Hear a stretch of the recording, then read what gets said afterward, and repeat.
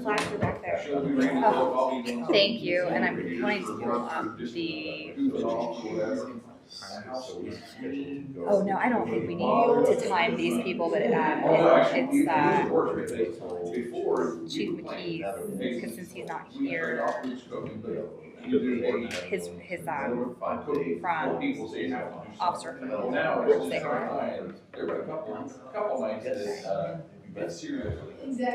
It's 6:30. If you would all stand and join me for the Pledge of Allegiance.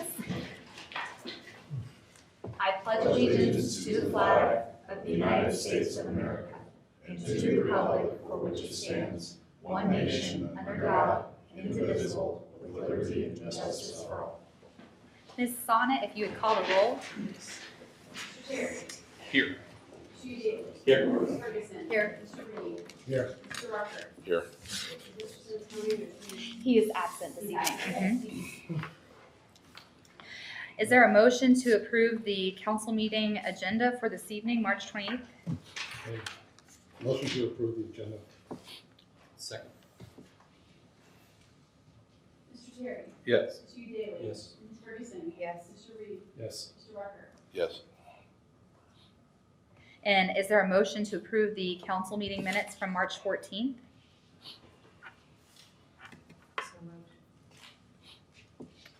Second.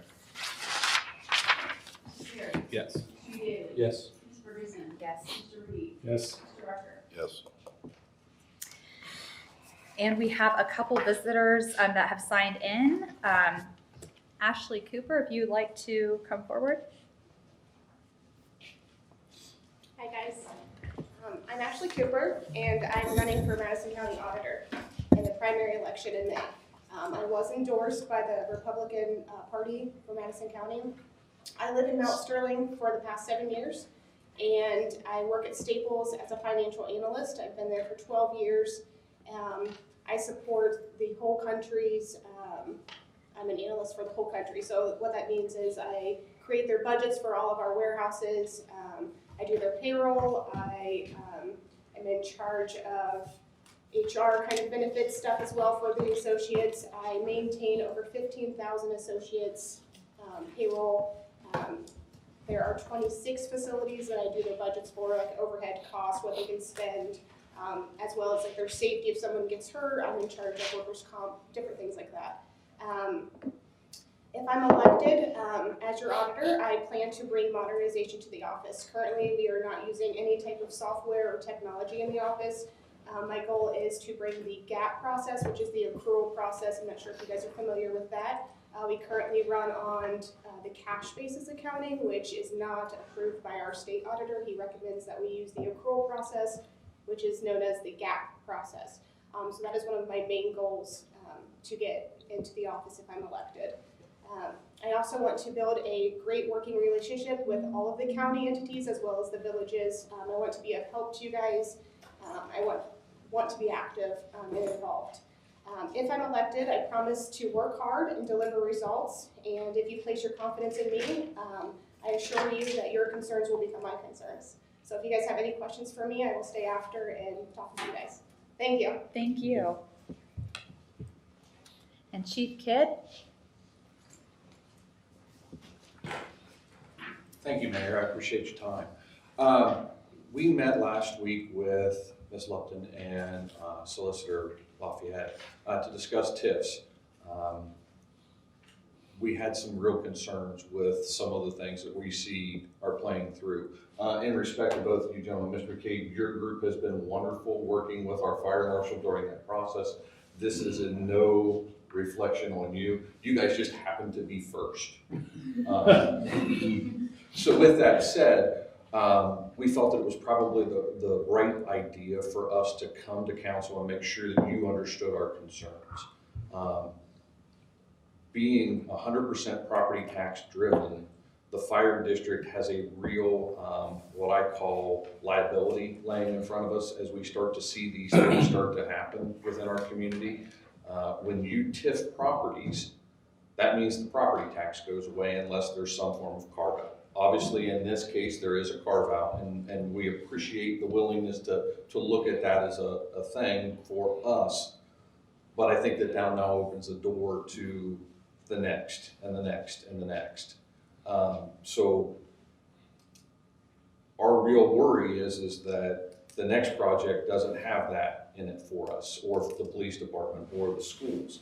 The schools do have some form of protection in the revised code language that allows them to actually object to a TIF. However, the fire department, the police department, the library, the MRD, all the other levies that you see based on property tax don't have that protection.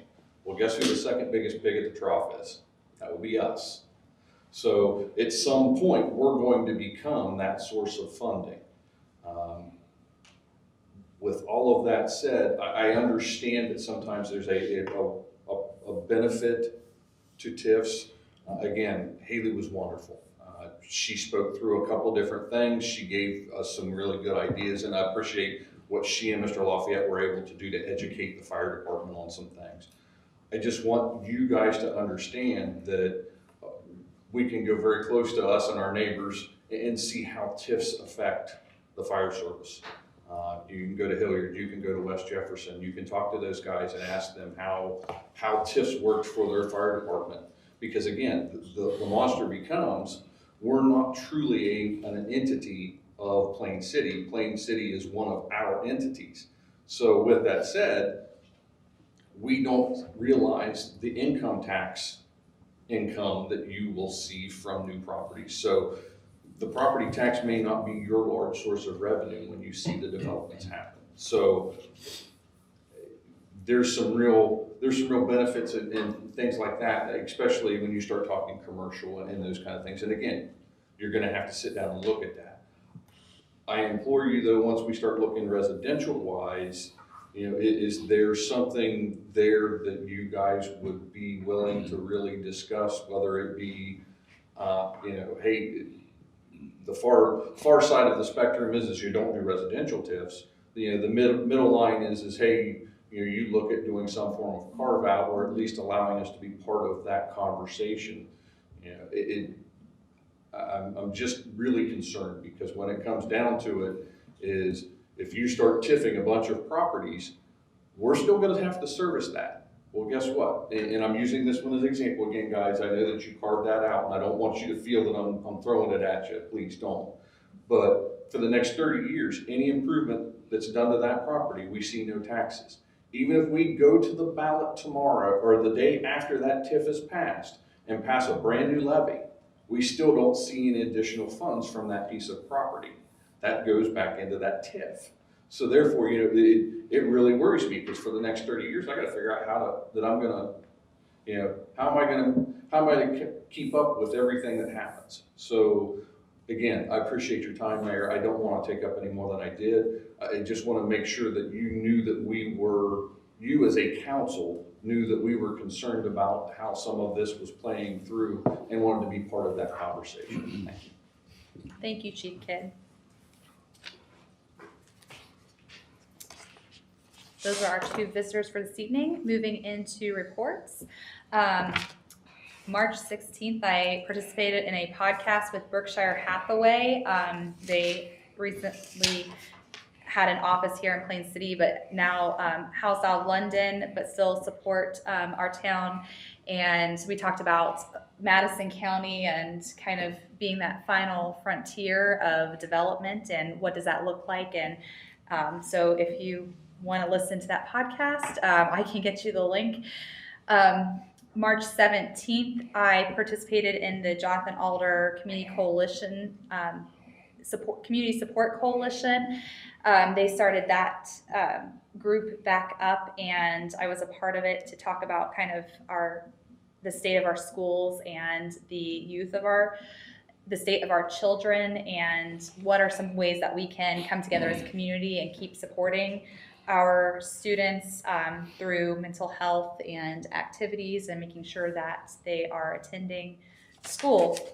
So it was very informative. I know Chief McKee and Lieutenant Jaskowitz was there along with Chief Kidd, and so it was very, very great to be a part of that.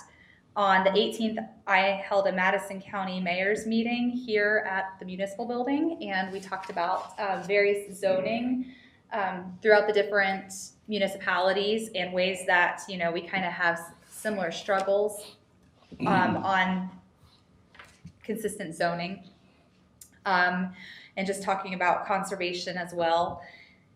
And last week, with it being spring break, kind of just focused on answering questions and working.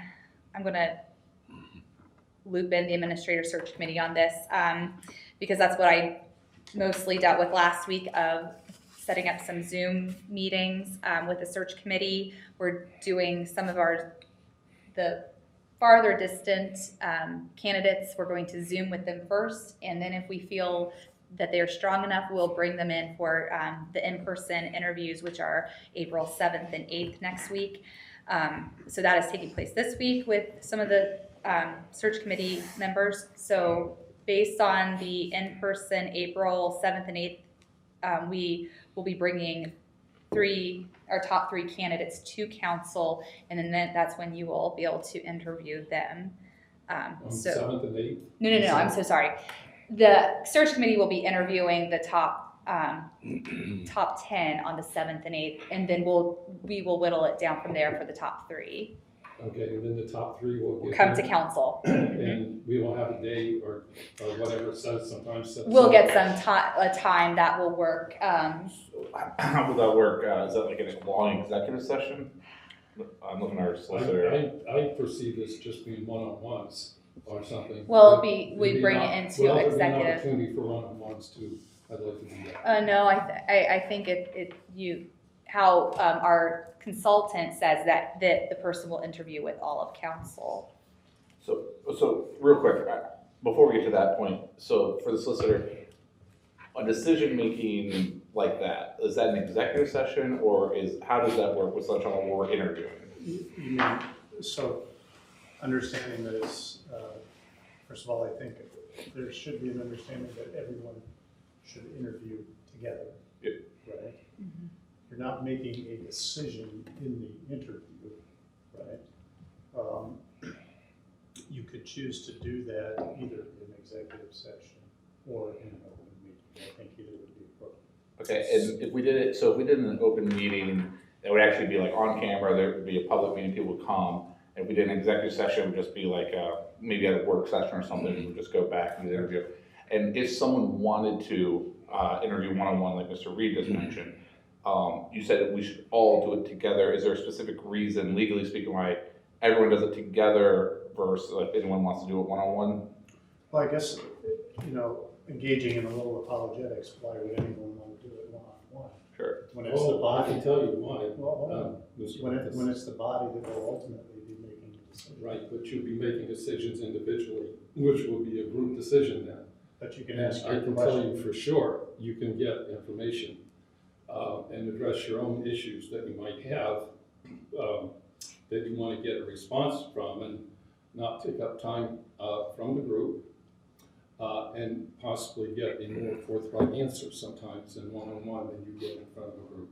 So there's some good reasons to do one-on-ones. I think your analysis is okay up to the point you're discussing that in the context of a private employer. This would be a public employment setting, and I think it would be appropriate in those circumstances to do it as a group as opposed to individual. Okay, what I don't understand is why a consultant can talk to them one-on-one. Because the But a consultant isn't the elected. Council member who pays the consultant cannot talk to them one-on-one. Because the consultant is not the public official. I'm not sure I understand, we can move on from this, but. So just to be clear, so for me, I have no desire to do one-on-one, but it's a good question to have, right? And we should understand why we can and cannot do it so that we're doing it the right way.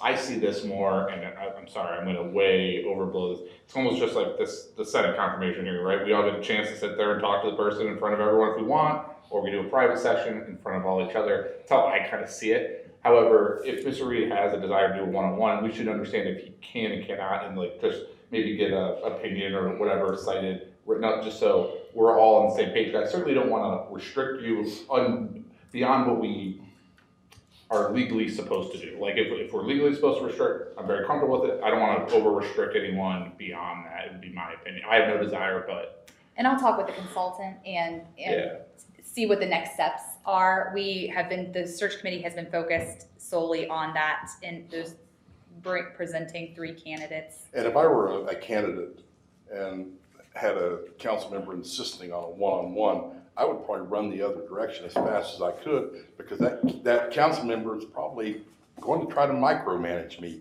as much as he possibly can. To me, that throws up a huge red flag. So we're taking this in an executive session then? Oh, We'll look at solicitor. So what I would recommend is we look into it, like say, and then maybe at the next work session, we have one coming up, we make a decision on how we're gonna handle this, either public or an executive session. I lean towards executive personally, just because it's a little more comfortable for everyone. I think it's a little uncomfortable having everyone's view. But we'll just talk through it. We'll add that Ms. Lupton to the work session. We'll come up with a plan in front of everyone, and then we'll decide what we wanna do. And we'll have this vetted out, the question that Mr. Reed has. I think actually, Mr. Terry, there are probably 2 questions, executive as opposed to open. Yep. And individual as opposed to group interviews. Perfect, thank you. Thank very you. much. Okay. Those are my 2 reports, and ended this evening with a tour to Cub Scout Pack 90's Tiger Cub participants and of the municipal side. They got to go to the fun side of viewing the police department, and then I said, well, I don't have the bells and whistles that over here, so they got to learn about local government.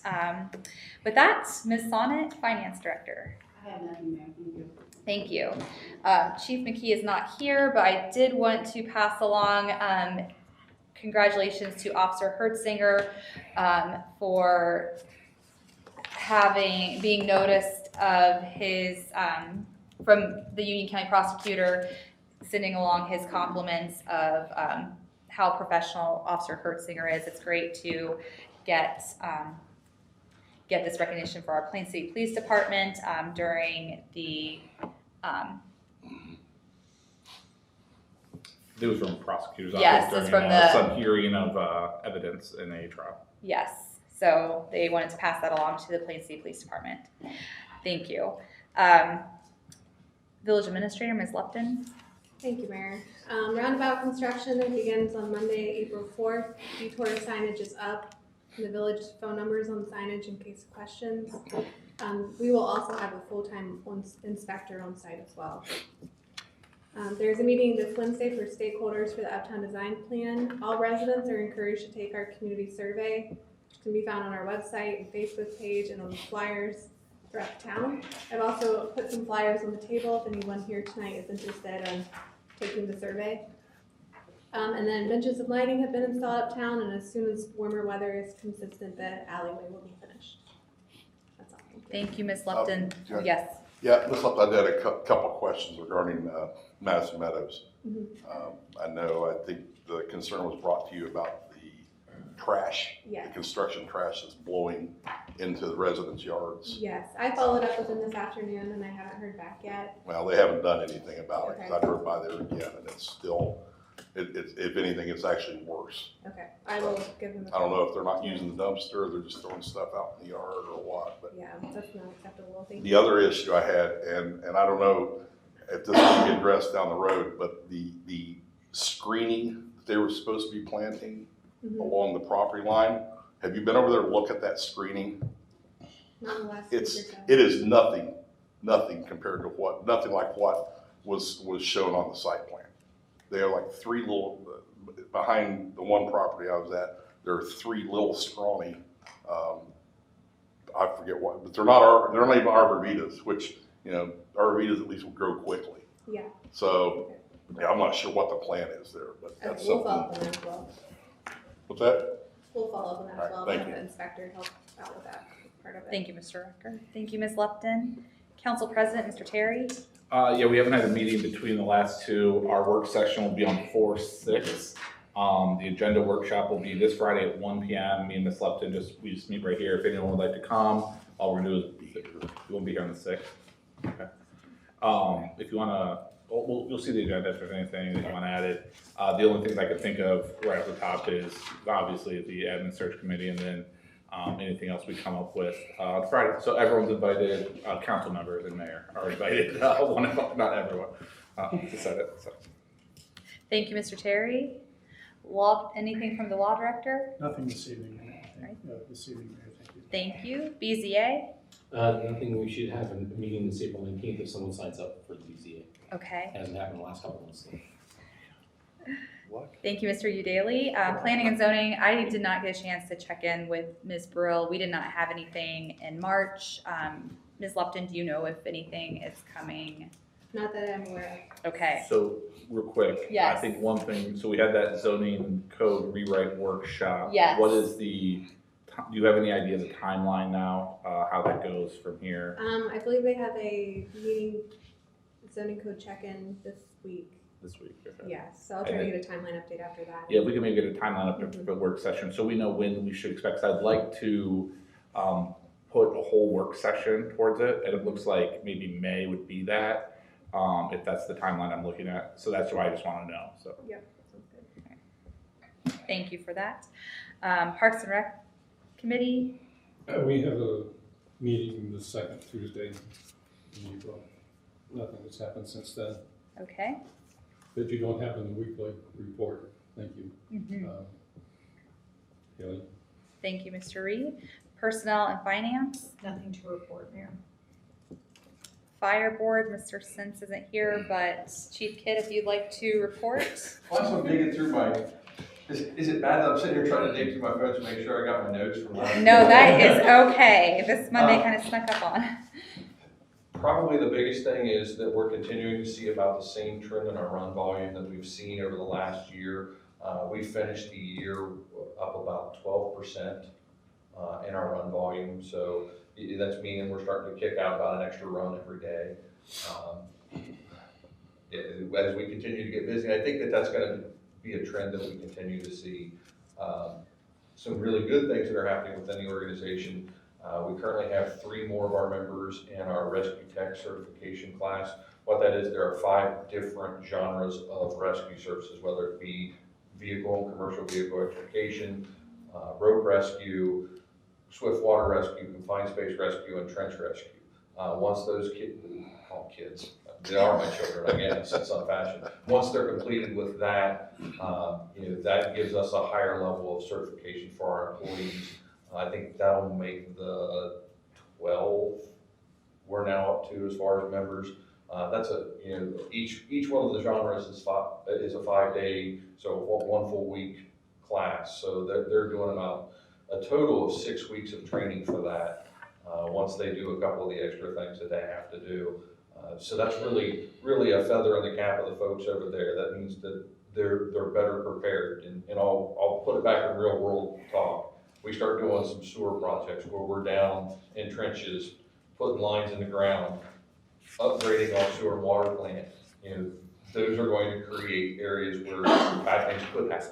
Well, hey, we're ready for them. The other neat thing, we actually met with Sutton Corporation yesterday, actually. We are expecting the delivery of our new fire truck sometime this summer. The neat thing of that, though, to everybody in the fire district is that was paid in cash before we went, as we ordered the truck.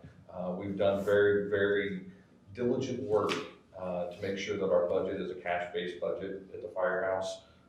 So that means that we're paying for stuff as we go. We're planning for it. So, and I'll use the fire truck as the example. $628,000. They're expensive. We expect a life cycle of that is every 7 years. We have 2 now. That'll be our 3rd. So every 7 years we're trying to replace a fire truck. So over that course of a 7-year period, we're putting that money aside over that 7-year period. So we're looking that far ahead to make sure that we're going to have the ability to service the district in the proper manner. So again, that's really, really neat. And having Dan Suffin come out and go, hey, we're working on this, and here's some pictures of this. Man, it was like the kids hearing Christmas is coming this summer, because my staff has done hours of research, hours of time in design hours of planning exactly how things are going to fit within the vehicle. You know, I'm so proud of my guys and girls there at the firehouse for what they accomplish on a daily basis, but that's some really neat stuff that you see happen in there. You know, conversely, Brian is as busy as ever. I think that he interacts with the village probably more on a daily basis than any of my staff members. That's a testament to him. We want to be involved with the process. We want to be as much help to the village as possible. I know we met again on a different topic with the administrator the other day, and it was something that, hey, it took about 15 minutes, but I'm sure that made her day a little easier. At least that was the hope when that comes through. So again, thank you for letting us be part of the growth and the development. That's a pretty neat thing for us to get to be involved in. Chief, you might want to clarify on the life cycle of those trucks. You don't just throw them away at the end of seven. When they're 7 years old, they don't just go somewhere else. We're replacing one every 7 years. However, it'll stay in service for at least 21. Okay. The National Fire Protection Agency is sort of like we're not bound legally by that guideline, but we're going to be judged by that guideline. The guideline for NFPA says a fire truck shouldn't be more than 25 years old. So we took that and went, hey, what's a good, comfortable number? Well, hey, we did 21 because guess what? And I'll use right now, if I go and order that same fire truck today, we don't get it for another 2 years. So I may have to have a couple years of cushion in between that. Or hey, we could see finances not come the way they're supposed to. So hey, we've got to have that little bit of cushion. So that's why we chose 21. So yeah, we'll have that truck for every bit of 25 years. I just didn't want the people who didn't know would say, they're getting new trucks every 7 years and replacing them. What? Oh no, they'll be continuing to be used until and the last engine that we actually retired, it was, I want to say it was 27 years old. And when we took it for its annual inspection, the mechanic went, motor's great, it'll run forever. It's probably going to fall onto the street because the frame rails are rusted through. You know, so again, we're very diligent about making sure that they're ready for use, but at the same time, we make sure that we have a plan built to make sure that it's perfect every time we go out the door. Thank you. That's good clarification, and appreciate putting you on the spot, and appreciate that. And I appreciate that the village is working with the fire district and the school. It's been a good collaboration all around. Moving out of, so sorry, design review board. That's okay, Mayor. We have a meeting this Wednesday at 6:30 in here. We do have several applications that we will be hearing. Thank you, Mr. Rucker. Thank you. Moving on, reports into old business. Second reading, ordinance 6-2022, an ordinance to provide an effective means for protecting the public water system from contamination due to the backflow of contaminants through the water service connection into the public water system. Motion to approve ordinance 06-2022. Second. Mr. Chair. Yes. Mr. Daly. Yes. Ms. Ferguson. Yes. Mr. Reed. Yes. Mr. Rucker. Yes. Moving out of old business into new business. First reading, ordinance 7-2022, an ordinance declaring the improvement to certain parcels of real property to be a public purpose and exempt from taxation, establishing a tax increment equivalent fund, and providing for the collection and deposit of service payments into that fund, specifying the public infrastructure improvements directly benefiting the property, and authorizing make-whole compensation payments to the Jonathan Alder Local School District, Tulse Career Technical Center, and Pleasant Valley Fire District, and requesting a waiver of the second reading. Does anybody have any questions? Well, I just real quick, I mean, I think the chief and I have talked about this quite a bit, and I've seen it a lot, and I'm in general principle not a fan of residential TIFs. I think we've had a lot of discussion about this particular TIF. Again, I appreciate his concern that it is a slippery slope, and we need to make sure that once we open this door, we put a safeguard on this door and don't allow it to just be thrown open at the whim of the next great thing that comes along. And that's my 2 cents on this. And I share your sentiment with opening the door. That was my number one concern from the beginning. But I have reached out to 3 people I know, different localities, about, you know, just asking in general. And I didn't get the feedback from them that strongly pushed me to want to do a TIF. It was mostly, you know, that they don't TIF residential. I think in this case, it's a special case though, that there's something that's unique that's had to happen for this. Well, and To that's be why, built. and And I think that's why I and I said, agree with you. we have to be careful. I think we need to take Chief's words to heart and keep that in mind Right. when this comes back up again. Well, I think in other communities we've seen where they are thrown around very easily. It gets And- abused in and- places, And we've never done that here. And so but we need to be vigilant that no, we we don't. do. I think we need to be careful with the money and the funds that come into this community and how it's done.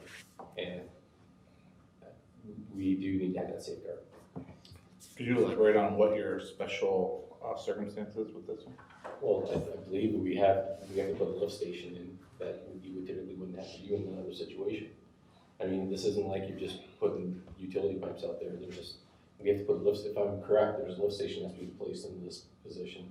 That is not a typical cost that comes in when you do something like this. So we're trying to make this an area that can be livable and they can do something with it that's gonna benefit the community. So I think that's how we need to maybe special word this record, that if we have to put a safeguard, that we do something like that. Again, not used in residential areas that often. It's mainly used in commercial, and I've seen in communities around here where they've thrown it out there for these commercial, and it does affect the fire budgets, the police budgets, and the school budgets, you know, and that. Doesn't the developer pay tap fees or some kind of fees for that, cover the cost of sewer connections and things like that? Yeah, what does that have to do with the TIF? Yeah, but that doesn't help the Well, fire. because it pays for the cost of doing that kind of thing, whereas they're proposing that the TIF pay for this. Okay, I'm proposing the developer pays for it like usual. Okay, Yeah. or most of it, or whatever the formula turns out to be. So, Mr. Cherry, how do you feel about these, this TIF thing? I'm not against TIFs wholeheartedly, not against residential TIFs wholeheartedly. I think as dangerous of a slope as opening the door, closing the door is as dangerous. For me specifically on this, it almost seems a little too small and doesn't bring enough benefit to the overarching to open the door. But I am certainly not one to just shut the door. And given the right circumstances, TIF on commercial or TIF on residential, I'm open to both.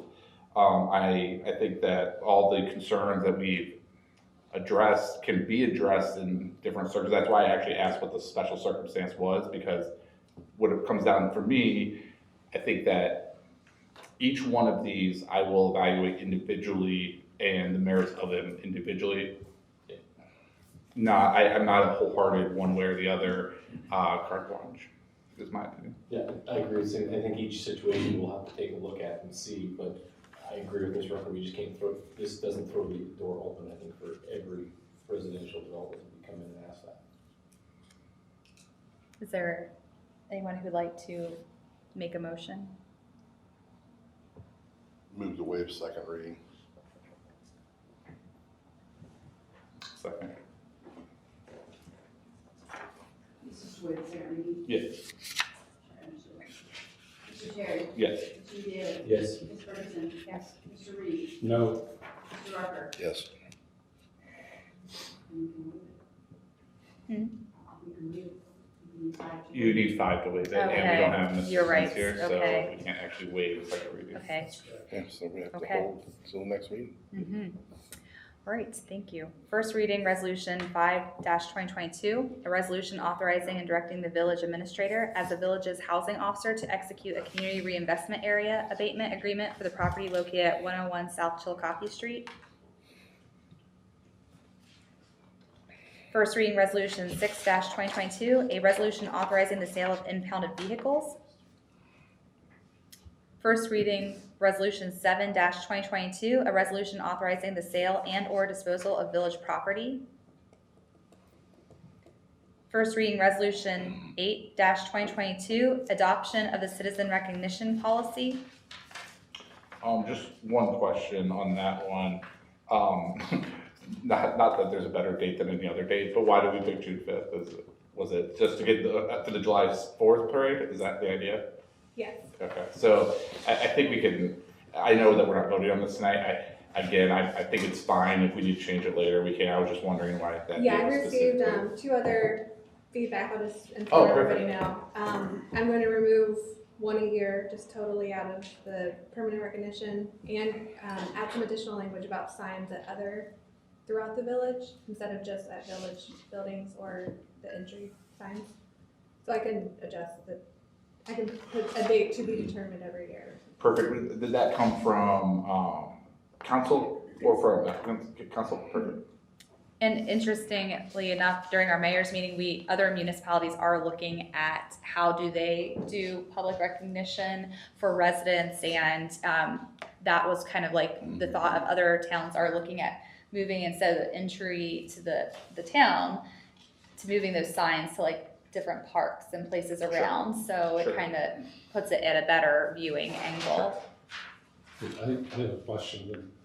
The first reading, well, no, the second one about the CRA for the Chillicothe renovations. I've been through all the hoops and jumped over them, and it's all set for a second reading. I'm proposing either we waive second reading tonight on that one, or at least get it on the work session agenda for a second reading and a vote. I think, again, I'm not sure, but I think you could make that motion if you wanted to. So you wanted to which one motion does it. council prefer? I don't really have a preference. So going back to 5-2022. Ms. Lepton, has there been a Yes. request to waive second reading, or? I have not received a request. And when it comes to waiving, it's kind of for mostly if there's an emergency purpose. That's how it has been done in the past. Yeah, I think that, well, I I'm don't fine love, with putting it on Yeah, the work session. that's agenda. fine, because I don't love the precedent of trying to waive things that aren't posted, or, because it doesn't give people the opportunity to come and speak pro or against. And if there isn't a need, I'm very comfortable though with putting it at the work session. That's fine. Thank you. Thank you. Okay, was that enough discussion on the citizen recognition policy? Okay, first reading resolution 9-2022, resolution authorizing participation in the ODOT road salt contracts awarded in 2022. And the next is, are a set of motions to, for recommendations that I'm making to our various committees. And once we make the motions, we will have full and complete committees, which is very exciting. We'll create a new one for you. Exactly, and I will fill it. Don't worry, we'll create a new one here. Is there a motion appointing Chase Evans to the Marketing and Communications Advisory Committee? So moved. Second. No. Jinx. John Yeah. moved, I'll take the second. and Mr. Rucker moved, and Mr. Terry seconded. Okay. Mr. Terry. Yes. Mr. Daly. Yes. Ms. Ferguson. Yes. Mr. Reed. Yes. Mr. Rucker. Yes. And is there a motion appointing Alexa Tomey to the Marketing and Communications Advisory Committee? So moved. Second. I don't want to get steamrolled again. Wasn't. Mr. Terry. Yes. Mr. Daly. Yes. Ms. Ferguson. Yes. Mr. Reed. Yes. Mr. Rucker. Yes. And is there a motion appointing Sonia Walker to the Personnel Board of Appeals? So moved.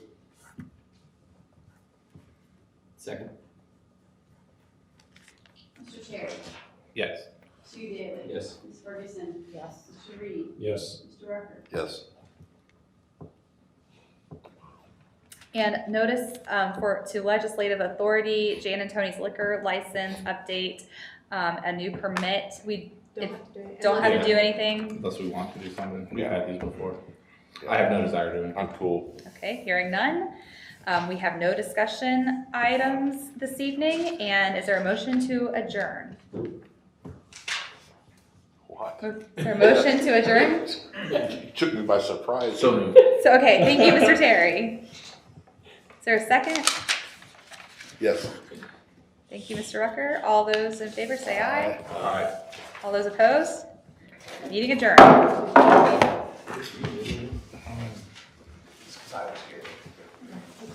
So, yeah.